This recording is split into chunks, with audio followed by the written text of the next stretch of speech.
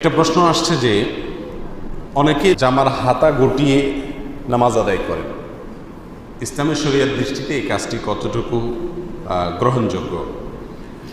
বিশেষ করে গরমের সিজনে এই বিষয়টি বেশি দেখা যায়। উজু করে আসার পরে অনেকে দেখা যায় উজুর জন্য যে জামার হাতা গোছাইছেন, ওই গোছানো অবস্থাতে তিনি নামাজে দাঁড়ায় যান। এটা উচিত না, এটা ভুল কাজ, এটা নিষিদ্ধ। রাসূল আকরাম সাল্লাল্লাহু আলাইহি সাল্লাম স্পষ্টভাবে নিষেধ করেছেন। সহিহ বুখারী এবং মুসলিম একযোগে বর্ণনা করেছেন। রাসূল আকরাম সাল্লাল্লাহু আলাইহি সাল্লাম বলেছেন, উমিরতু আন আসজুদা আলা সাবআতি আযমিন।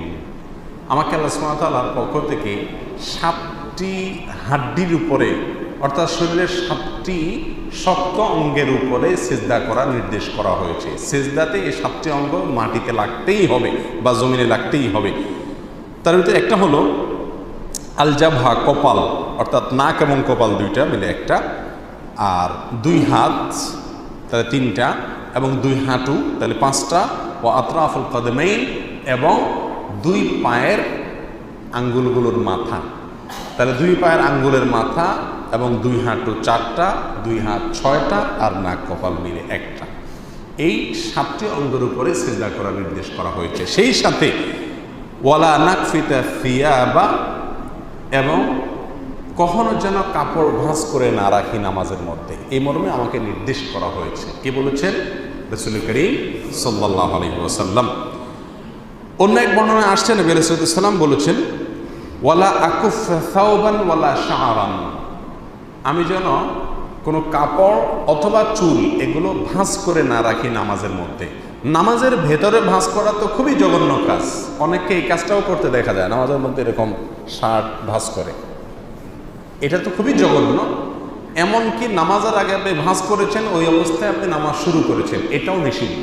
ইমাম নবী রাহমাহুল্লাহ বলেছেন, এবারে সারা পৃথিবীর সমস্ত উলামা ইকরাম একমত যে কাপড়, পোশাক, সেটা নিচের দিক থেকে হোক উপরের দিক থেকে হোক, এটাকে ভাঁজ করে নামাজ পড়া নিষিদ্ধ। বিধায় আপনি নামাজের আগে আপনার ভাঁজ করা শার্টের হাতা, সেটাকে আপনি কি করবেন?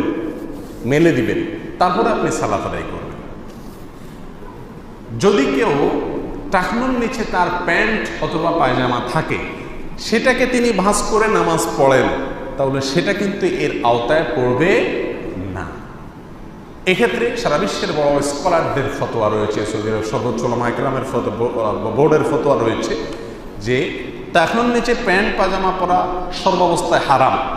নামাজের সময় যদি সে উঠে নেয়, ওই টাইমটা সে হারাম থেকে বাঁচার চেষ্টা করে, তাহলে তার এই চেষ্টা, এই অ্যাপ্রোচ প্রশংসনীয়।